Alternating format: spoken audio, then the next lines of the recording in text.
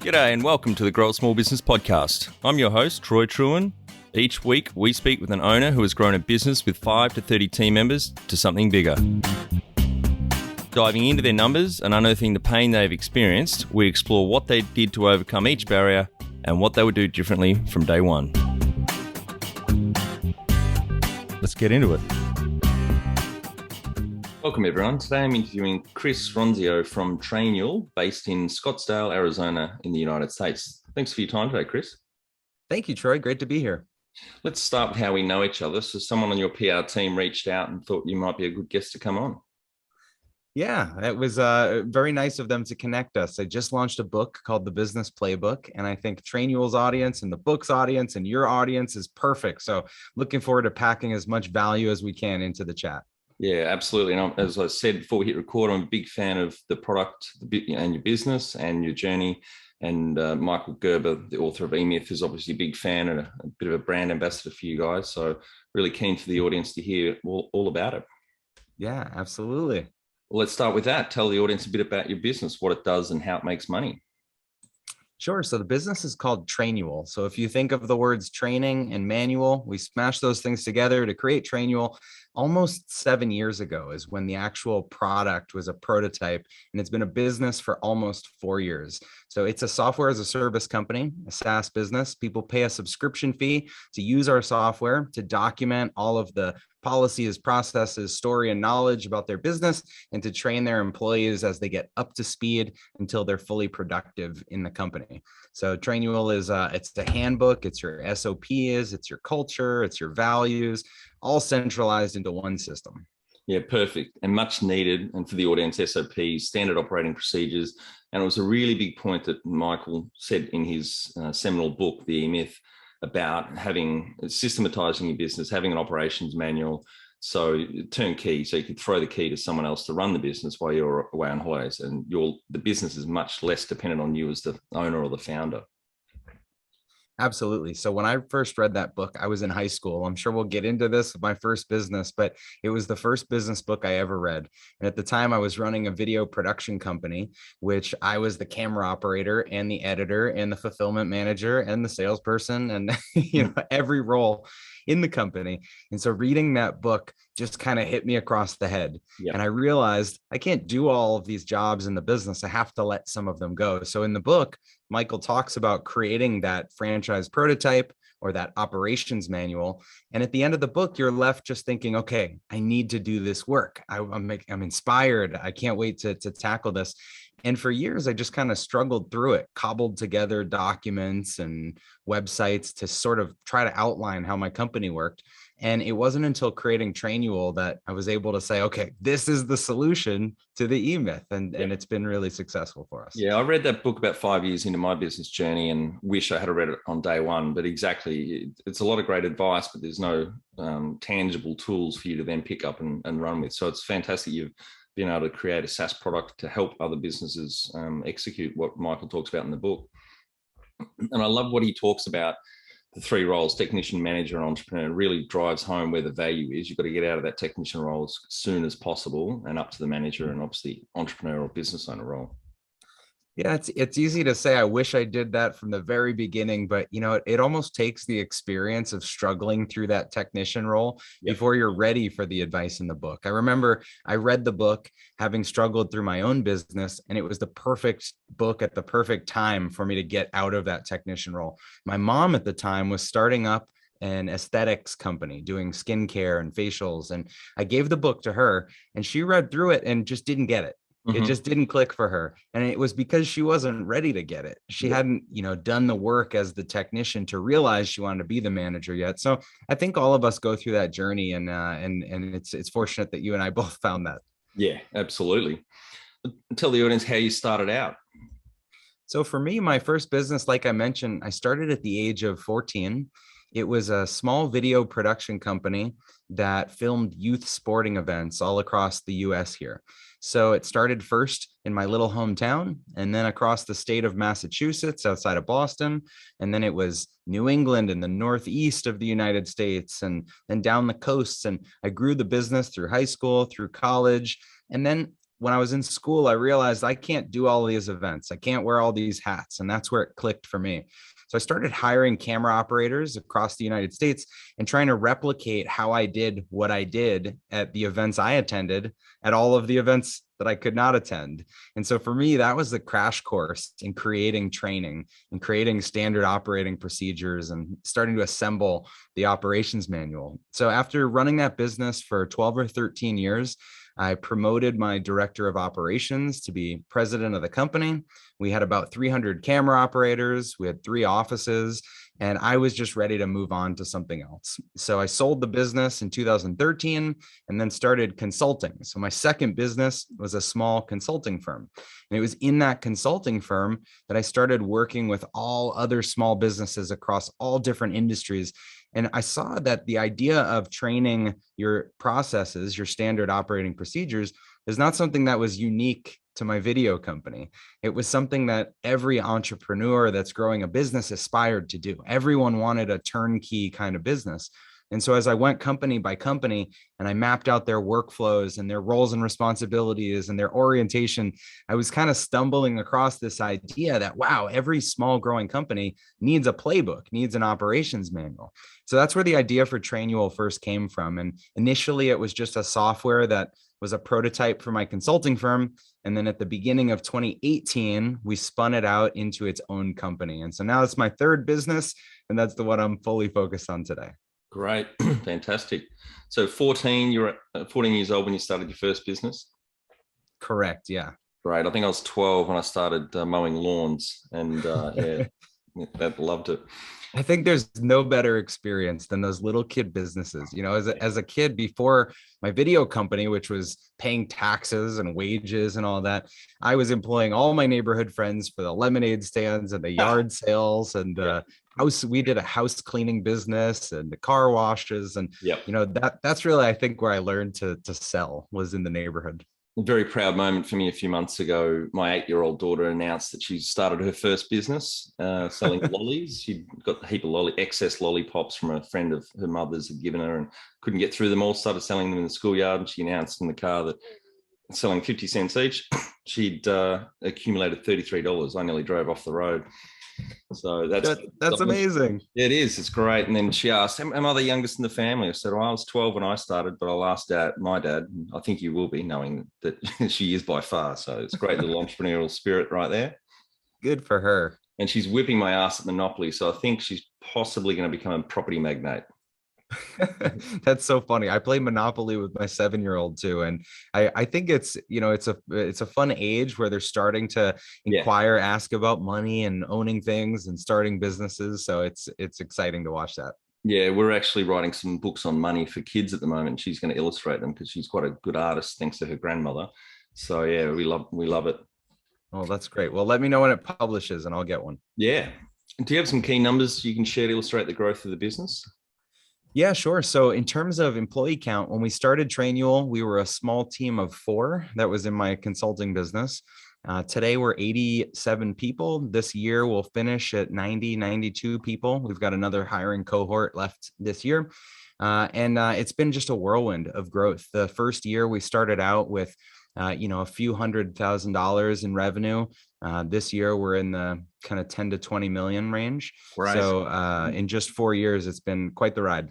That's phenomenal. I'm just so surprised that there wasn't already a product out there or a polished product, that because there's so much need for it. Yeah, there's products that are kind of auxiliary to what we do. You know, there's the idea of training and documentation is not a new idea. Training has been around forever for enterprise type businesses. And so there's a lot of HR type tools that enterprise companies would use that are stitched together with their payroll software and that are more enterprise and learning and development and compliance. And it's not the type of thing that a small business would ever roll out, because for small businesses, compliance and red tape is the last thing that we want to do. Yeah. And so what most small businesses do is use free tools like a Google Docs or a Notion or Dropbox folders or paper, and they try to document and write things down, but there's nothing really in between. And so with Trainual, we try to take the best of both worlds, where you've got the simplicity of writing something down that you could in a wiki or a Google Doc, but you've got the accountability of who does what and have they seen the newest version. Great. Yeah, fantastic. When was the moment you felt like you'd succeeded? Wow. I think there's been a lot of micro moments. At the very, very beginning, I felt like I succeeded when the first stranger signed up for Trainual. When it was family and friends. Yeah, when it was a logo that I had no idea how they found us. That was success. And then it was, when we had 15 signups in one day and it was like blowing up our Slack threads. And I thought, okay, now that's success. And then I thought when we couldn't fit around one table anymore for the Christmas party at the end of the year, that's success. And so I think success is a lot of these micro moments. Yeah. Well, that's the next question. What does success look like to you? It's evolving. Success is, at the end of the day, trying to pursue our vision. And our vision is that someday having a playbook for your company and operations or instruction manual for your company will be as ubiquitous as having a payroll system or a CRM. It's just something that every business needs. And so until we have millions and millions of companies around the world that have achieved that, that's what we'll be pursuing. So success is a long way away. Number one thing you'd recommend to marketing a fast-growing business? I would say number one thing would be document the journey. For us, I think what made us really approachable is that we were raw and authentic, and we didn't try to polish up what we were doing. At the beginning, when it was just 4 of us and then 5 of us, we would record these little iPhone videos and post them on Instagram and tell our story really authentically. And I think that's what sets you apart from competition. Anyone can copy your products, your services, your features, but they can't copy you as people. Yeah. And so I would go deep on brand and relationship and authenticity. And you do use the Net Promoter Score. What's your latest number? We do. So right before we started recording, I told you 68 is our latest number. The variance we've had in NPS is we track NPS in the software for admins of accounts, which are actually our paying customers. And then we track it for all users. So the complexity there is that a lot of times companies will invite all of their people in to do the company training. And those employees, when they're rating our NPS, sometimes they think they're rating the company's training. Yeah. And so that's been an element that we've had to navigate, but we love NPS as a mechanism for how usable the product is. And that's phenomenal. Just for the audience, it's positive 68. It's not a percentage. I wrote a blog post on how it all works, but I think McKinsey created it in the 90s. It's a really powerful measurement of customer loyalty. And that simple question between 0 and 10, how likely are you to recommend us to a friend or colleague? So that is phenomenal, Chris. A positive 68 is hard enough to crack 30, let alone 50, and getting up around 70 is exceptional. So congratulations to you and the team. Thank you. I remember I heard on a podcast once that 60 plus was a benchmark that certain venture capitalists looked for in SaaS companies.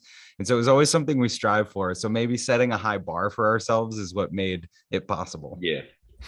How did you fund the business? So in the early days, it was funded through my consulting work.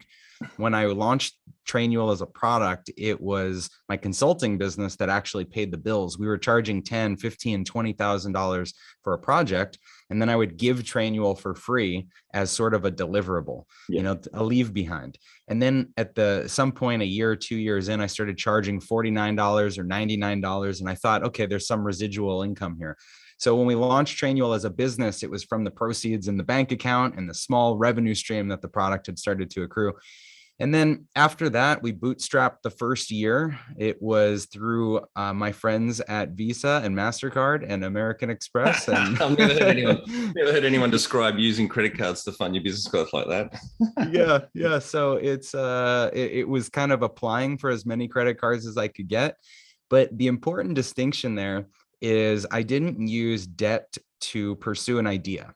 I used debt to scale a business that was working. Yeah. So we had started to experiment with digital advertising and figure out our funnel. We knew what it cost to get a customer. We knew what they were worth over time. We knew how much it took to pay back a customer, how many months they were subscribed. And once I had that formula, it was very easy to swallow the idea of going into debt, some credit card debt. Yeah. We had investors knocking on the door that wanted to invest in the business, but I felt like until I tapped all of my own resources, I didn't want to take money from anyone else. Yeah. So after about a year, we took some convertible notes to help pay off my credit cards. Yep. And then 2 years in is when we took our first round of institutional funding. Right. But it's been a journey for sure. So I could talk more about that if you'd like. Yeah, please do. Yeah. Yeah. So in funding with the credit cards, like I said, I was maximizing every ounce of debt that I could get. I put all the cash I had into it. I took a home equity line of credit on my house, applied for credit cards. I did receivable loans for the small consulting revenue that we had outstanding in invoices. And when I ran out of debt, I remember there was this moment when I was scavenging around the house looking for things to sell. I was selling old electronics on eBay. I took this Vespa scooter that I was my prized possession and sold it for like $2,000 to a friend of mine. All of our personal cards were declining. My wife called me once from the supermarket that she had put all of the groceries on the belt and all of the cards were declining. So she had to step out of line and take the groceries back to figure out how to pay for this. So it got to a pretty dire situation. But the important thing was I was building relationships with venture capitalists, with angel investors. I knew I could get money once I hit that place. And so I wanted to maximize the valuation of the company before I took that money. And that's what we did. And the other thing that we did was always make sure that the company could be profitable at any time. And so we built our recurring revenue up to a point that it covered all of our operating expenses. Yes. So our only burn would be our advertising. Yes. And at any time we could stop advertising and run the business in a profitable way. And that put us in a really great position when it came time to raise money. I think that's really smart strategy, although it's probably a little bit more aggressive on the debt use than I'd be comfortable with. But yeah, maximizing the value of the business before you open the doors to investors. And that's what I love about SaaS businesses. Is the unit economics there, the CAC or the customer acquisition costs, the LTV, the lifetime value, those two numbers and that ratio. Generally, I've done some reading up on this year, helping a client out. It's got an online subscription business. Generally 3-to-1. If you're less than 3-to-1, you're getting too close to break even. If you're over 5-to-1, so 3-to-1 is your CAC is 1/3 of the lifetime value of a customer. And if that ratio starts inching above 5-to-1, generally, I'm sure your venture capitalists would tell you that you're not maximizing your marketing. Spend more. That's it. Spend more. Get that ratio closer to 3-to-1, and you just tip money into the top of the funnel with your online, and it's all measurable. It's just wonderful business. And it's not only specific to SaaS, because before running a SaaS company, I had a consulting firm, and I also did the calculations of lifetime value of a customer and how many times they purchase services and what it would cost me to go out and get them in terms of my time and materials and coffee meetings that I would have. And so I think anyone can do that analysis for their business, whether it's a services business, an e-commerce business, or a subscription business. It's really important to dial in what it costs you to get a customer so that you can get customers predictably. I think a lot of small businesses get stuck without a formula that works. And so they're trying to just hope that they get customers instead of having a formula that's predictable. Yeah. And I think a lot of small business owners look at marketing as an expense, not an investment. And if you've got those numbers, you've got the confidence then to know, yep, this is working. I just need to accelerate it. Absolutely. We could talk a whole hour on marketing. Yeah, we could. If you were to start up today with plenty of funding, would you go into your industry? Absolutely. I just raised another round of funding. And so the decision to double down on our industry is basically starting over with a lot of funding. And so, yes, I fully believe in what we're doing. Can you outline the most stressful point in your small business growth journey so our audience can learn from it? The most stressful point was what I was talking about earlier. It was the time when all of our credit cards were failing. So I think the lesson there was my wife and I would have weekly meetings because I knew this was affecting us personally. So every Sunday night we would sit down, we'd talk through the finances, we'd talk through my plan for the week, we'd talk down what we'd talk about what success looked like. And she was in the loop the whole time so that when these uncomfortable conversations had to happen, she knew the pros and cons. I didn't have to start from scratch and tell her the whole business plan. So I think the lesson there was really strong communication with my wife. That's great, because I was going to ask that, how pissed off was your wife? But that communication is the key to any relationship, is one of my sayings, and that's wonderful. You're doing it weekly. That's a really good cadence. I think a lot of business owners, particularly males, I think more males than females, often but not even deliberately keep this kind of information from their partner, but just sometimes they just don't even think of the impact, the positive impact of having regular conversations. So if shit does hit the fan, and you can turn around and they're well informed. Absolutely. It's fun to tell her the things that happen, the highs and lows on a daily basis. Then I get home and we talk about it at night, but having that calendar appointment once a week where we sit down on the couch and talk about the week is one of my best tips. Yeah, absolutely. What area in business do you feel you've had to work on the most to add the greatest value? I would say we've had to work on product the most, because there is, when you're building a SaaS company, a software company, and I think this rings true for any type of business, you get a variety of requests, and you can find yourself performing services for people that may be just a little outside of the scope of what you do, but there's a natural dotted line between what they're asking for and what you do. And if you don't pay attention to where you're trying to go, you can end up getting pulled in a lot of directions. And so I would say product has been the area where we've had to be the most disciplined and the most intentional about what we're building. What have you enjoyed the least about managing fast growth? Learning that you can't please everyone. Yeah. I think I have a tendency to want to please everyone, to want 100% approval rating, and to have everyone like me. And as you're growing a business beyond a certain size, everyone's not going to agree. Some people will feel left out of certain decisions, and you have to just stand by what you're doing and know that if you're making a decision for the right reasons, then they'll understand the long term. What do you love most about growing a small business? I love the fact that I can wake up every day and decide what I want to work on. So I think if there's anyone listening and running a company that feels imprisoned to their own business, it feels like it's a burden, you've got to remember that you are the boss. You are the one that sets the rules and the schedule and the operating principles. And I had to remind myself of that a lot in my video company and at the beginning of my consulting firm. But I think what I love the most is when you step back and realize you can rewrite the rules, then you can live a pretty cool life. What has been the biggest mindset shift for you in your small business growth journey? Biggest mindset shift, I would say, has been a willingness to invest personal time that impacts the business success. So what I mean by this is, for instance, I'll go running in the morning for an hour and I'll listen to a podcast, and it's not before work hours. It may be during work hours. It may be during lunch. And I used to feel guilty about taking that time because I thought, oh, I could be writing emails. I could be coaching an employee. I could be doing this task. It feels selfish to spend that time. But the mindset shift is, if I invest this time in myself personally, then it pays dividends for the business. And Absolutely. It's really opened up a lot of opportunity. Absolutely. What is the number one habit you think a small business owner needs to develop and maintain? Consistency. I would say just the habit of being consistent. Do the same thing every day. Have the same kind of routine, whatever it is. I don't think there's a perfect routine. I think it varies person by person, but being consistent is tough when we don't have bosses. That's a really good point, Chris. It reminds me of one of my favorite quotes, which is at home on my desk.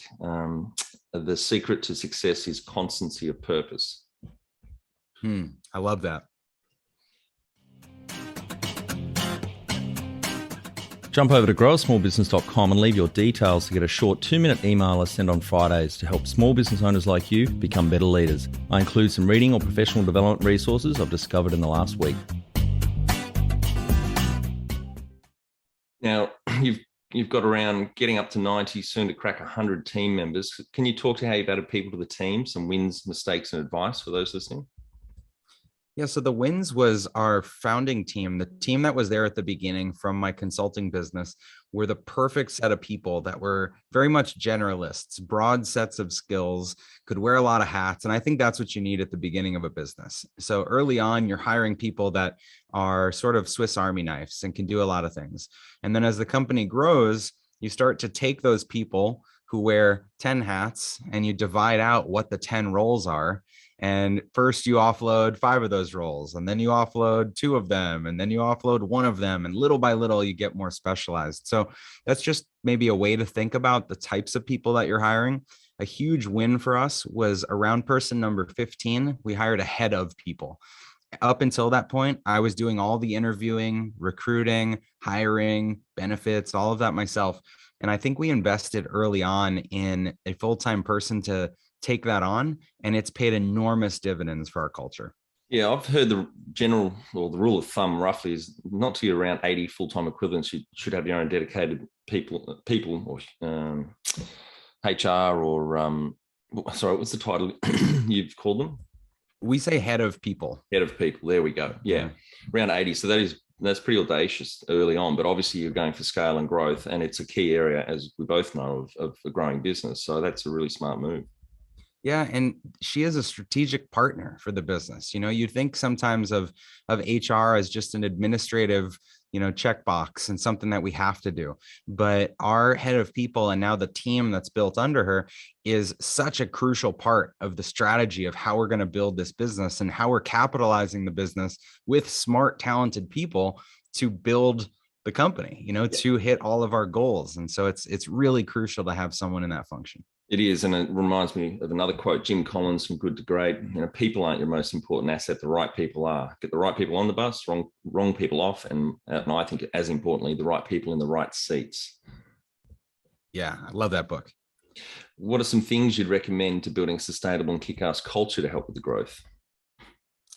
So at the beginning, I think everyone should have some clarity around their vision, their mission, their core values. I know that's probably cliche at this point, but it's so important to align around that. So whether you have a team of 1 right now, or you're just at 5 people or 10 people, take the time to document that, make sure everyone is on the same page, because it's a filter for everything else that you're going to decide. So much of what we do can be run through the filter of our core values. And so I think that's really important early on. I think the next piece is probably just extreme communication. Yep. So we have instituted a process of collecting reviews or feedback from people on a quarterly basis. We call them engagement surveys, but it's really just an opportunity for people to confidentially vent. Yep. And it's an opportunity for me and our other leaders to read through all that feedback, find themes, and then to demonstrate that we're taking action to the team. And we do this process over and over, quarter after quarter after quarter. And it really builds trust with the rest of the company that they can actually suggest something, raise their hand, show off a red flag. We will acknowledge it publicly. Yep. We'll do something about it. And then they know that change happens. And I think that is what builds a strong culture, is when you're open to feedback, when you have core values, and then when you take action based on the things that people are saying. Yeah, absolutely. And for the audience, the vision and core values, the godfather, I guess, of that movement really was Jim Collins in the late 80s. Built to Last was his first great book. But on that point, I mean, I do that with many of the companies I work with, quarterly anonymous internal surveys. We actually asked the Net Promoter Score question on that survey. And there's about 15 or 16 other questions I've picked out of a great book. I'm not sure if you've read it, which is First Break All the Rules, What the World's Best Managers Do by Marcus Buckingham and the Gallup Group. You read that one? I haven't read that one, but I love the idea. It's a great book. And at the end of it, there's a shit ton of questions in the appendices that you can ask your team to gauge how well you're doing as a leadership and a management team, just as a business in general. So yeah, we send that quarterly, and it's amazing. It picks up, obviously if a manager's underperforming and you're getting a few data points on that person, you can give them the feedback and coaching and or do something about it. Or if there's real problems in the culture of the business, you can actually act. Yeah, part of where the surveys came from was in my consulting work. When I would go into a new business, I would do these really exhaustive interviews with everyone. And I was looking for 3 things: ideas, issues, and inefficiencies. Yep. And so all of the questions were designed to pull those things out. And so one of my favorite questions, for instance, was, if you had $1,000 that you had to spend today in the business, what would you spend it on? Yep. And you'll unearth these little things like, oh, the sink is broken, or if I had an extra monitor at my computer, I could work twice as fast. And it's like, why didn't we make those investments in the business? Yeah. The other question I'll ask people is, if you had a top secret assistant that worked under your desk or in a basement, no one knew about them, what's the stuff that you would have them do? Yeah. You'll get a list of all these things that is your hit list for what to automate or delegate in the business. That is genius. So I actually ran that survey with a friend of mine. We've got a SaaS business as well, and they've got 3 offices, one in Tasmania, one in Melbourne, and a lot of stuff overseas. And they were blown away when they ran that the first time. So it was a simple thing, but someone in the Melbourne office said, our chairs are really crappy and uncomfortable. And the ops director just said, I just didn't even think about that. And they obviously replaced the chairs straight away. And that was a huge impact and really important to the team in Melbourne that they just didn't even think of. And it's part of taking action, like we just talked about. If you can do something as small as that and take action on those surveys right away, it gives the team the trust that you're going to take action on the bigger things that might take more time. Yeah, I'm going to add that $1,000 question into my template. That's great. Another good one that we ask always is, what's one thing that you would change? And that, really focuses their thinking to what's the one thing we obviously should be changing. The next question is one thing we shouldn't change, because I think it's also good to pull out the positives of the business as well as things that need to be improved. Yeah, same. We use those too. Great questions. Tell our audience how you've handled balance. So I mentioned this earlier, but balance for me is, it's part investing in my fitness, going for runs. I do triathlons. Signing up for races like that has actually been a really positive thing for me, because similar to having that appointment on the calendar with my wife, if I know I have an appointment with a race that I'm running 3 months out, 6 months out, it forces me to train for that. So it provides some accountability. So I schedule races quarterly or twice a year. On the family side, we have a cadence, like I mentioned, with my wife, of weekly date nights and those weekly Sunday meetings. We also do annual planning as a family. So my wife and I will go away, we'll set our goals for the year, we'll do our scheduling for the year. And that makes sure that the important things happen, whether it's having the time on my calendar for my kids' events at schools or our family vacations. We put all that stuff on the calendar first, and work fills in around it. And so I think the way that I handle balance is to start with the most important things and then let work fill in the gaps. Yeah, absolutely. I think it was Stephen Covey that wrote about, you've heard that analogy of the teacher getting up in front of the class with a fish tank, putting rocks in it. Have you heard that one? Oh, yeah, of course. Yeah. Yeah. And he asks if the tank is full, and they'll say yes. And then he pulls out a bag of pebbles, and then they filter in around the big rocks. Is it full? Yeah, the class says, of course. And then he pulls out a bag of sand, and the rocks are obviously the big things in your life, like your health and your family and your relationships and etc. So you put them in your fish tank first, or your week, then all the other stuff's going to filter in around it. And then there's water after the sand, yeah, and then we could get atomic if you want. Beer, yeah. How much professional development have you invested in yourself? An incredible amount, I would say. So I've been part of a lot of different peer groups, mastermind groups like EO, YPO, Vistage, if you're familiar with those groups. Yep. It was something I started doing in college. So in university, after I had been running my business for about 7 or 8 years through high school and through the beginning part of university, I had a professor tell me about these groups. And I realized that I needed to be around other business owners. And so that was my first piece, was just having mentors and business owners.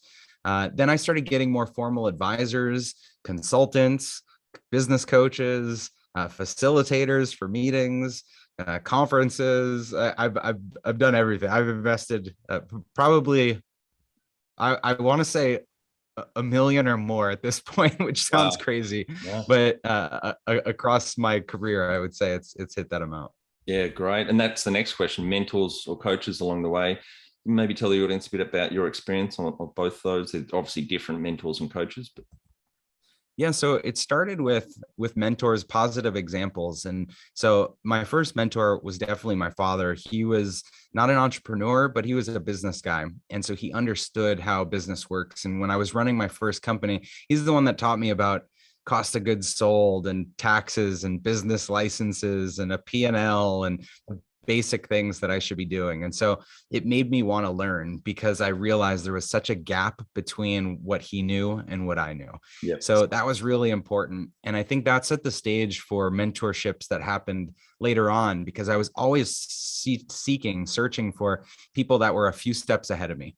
And so in college, I would find professors that had run businesses before, and I would meet with them in their open office hours, totally free, but incredible experience. Yeah. Then as I joined some of these peer groups, I would get assigned with people that had businesses that were 5 or 10 times larger than mine. And then I started paying for coaches. So my first paid coaching experience was a facilitator from this meeting that I was at. He had exited his business and was so impressive to me. So I approached him and said, "Do you do coaching? Can I meet one-on-one with you?" And he threw out this number that to me was so intimidating. It was like $2,500 or something to meet with him. And usually he only did that as for a half day. And I asked him if he would break it into 6 hours and let me pay little chunks at a time. And he agreed to that. But, for me, it's been making those investments just a little bit at a time that feel at the very upper limits of what I'm comfortable spending. And now, it's $25,000 for this or $100,000 for this. But when you get the return, you're more comfortable taking that next leap. Yeah. And what areas of coaching did you seek? Well, first on the business side was the first coaching that I applied. And then I've hired coaches for so many things, for the triathlon, for nutrition, I'm a type 1 diabetic. So I've hired someone that, to help me with my blood sugars. I've hired coaches for swimming, for my teaching about my family finances, how to do home budgeting. I love coaches. So I invest a lot in that. And do you have a board of directors or advisors? I do. It started with advisors. I had a handful of advisors, including Michael E. Gerber, who wrote the E-Myth, and Clayton Mask, who is the CEO of Keep, formerly Infusionsoft, a CRM. So they were advisors for me. I had another advisor, Dan Martell, who is biggest angel investor in Canada and a SaaS leader. And then when we raised institutional funding, we decided to create this formal board. So now I have a formal board of directors. It's part investors, part me and my brother, and then Clay from Keep is our independent. Oh, great. Fantastic. And what's it been like working with Michael Gerber? He is a great guy. He is insightful and he is visionary. He casts these big visions and he wants to help millions of people become entrepreneurs. And so as he's been known for his legacy around the E-Myth has been awakening the technicians that are running businesses to how to actually be entrepreneurs. And doing that has shown him that he wants millions of people around the world to be inspired to just try to start their businesses. And so it's been fun to learn from him and his decades of experience. Yeah. Now, you're one of the few, Chris, that we've had on that's actually exited a business both operationally and financially.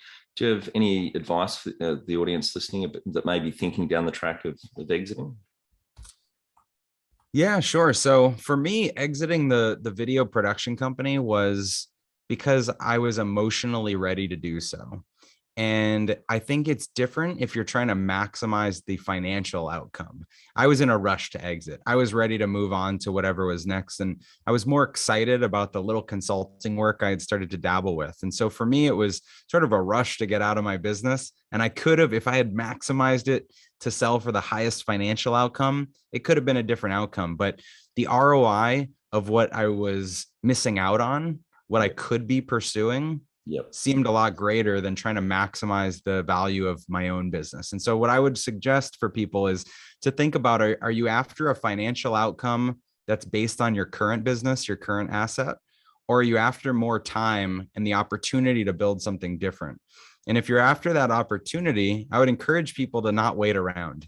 Just don't waste the time and get right to what's next, because the otherwise you could get stuck what you're doing today for a while. Yeah, good advice. All right, Chris, we're on to our final 5 questions. What do you think is the hardest thing in growing a small business? Repeatable sales. Yep.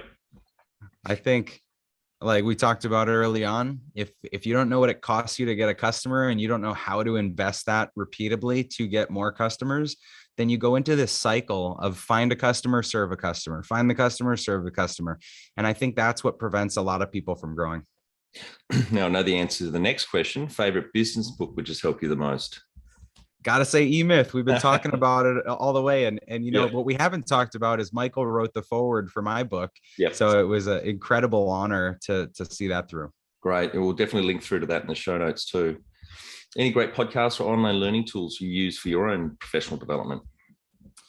So many great podcasts. I mean, of course, of your show, Thank you. I would say some of my favorites. There's one, Masters of Scale, with Reid Hoffman. He's the founder of LinkedIn. Yes. I love the story format of that show, so highly recommend that one. And then if someone is building a SaaS company, there's a show by Nathan Lotka called The Top. I will love teach that, you all about metrics. I used to listen to his podcast for about 20 minutes, bite size. He goes for the jugular, gets the number. I don't know how he does it. Pulls all the numbers out of the SaaS owners. I think he's over 2,000 podcasts now. He's a great podcast interviewer. So highly recommend that one. Oh yeah, it's like getting a PhD in SaaS economics. Exactly. Yeah. I assume you've been on that cast with him. Yes, twice or 3 times. Yeah, great. No, he's lots of fun, high energy. Yeah. One tool you'd recommend to help grow a small business? Am I allowed to say Trainual? Yeah, and then pick another one. Let's see. So one tool that we use every day is called Profitwell. So it plugs into our billing account and it shows us these KPI dashboards. And I think that that's a really important piece for business owners to have ever present, to always have dashboards that are showing you metrics so you can measure the success of the business. Yes. So Profitwell is what I'd say. Final and my favorite question. What would you tell yourself on day one of starting out, aged all of 14? I would say you're going to be huge. Have fun. That's great. Thanks very much for your time today, Chris. I think the audience get a lot of value out of what you shared with us. Phenomenal journey, 3 businesses, and obviously Trainual I'm a big fan of, and I think you've done extremely well. Going to crack over 100 team members, starting from 4, and congratulations to you and the team. Thank you so much, Troy. This was a lot of fun. And for our audience, we would greatly appreciate a review in iTunes or whatever platform you listen to us on. More reviews means we bubble up higher in iTunes, etc. So more business owners looking for podcast help with their growth will find us.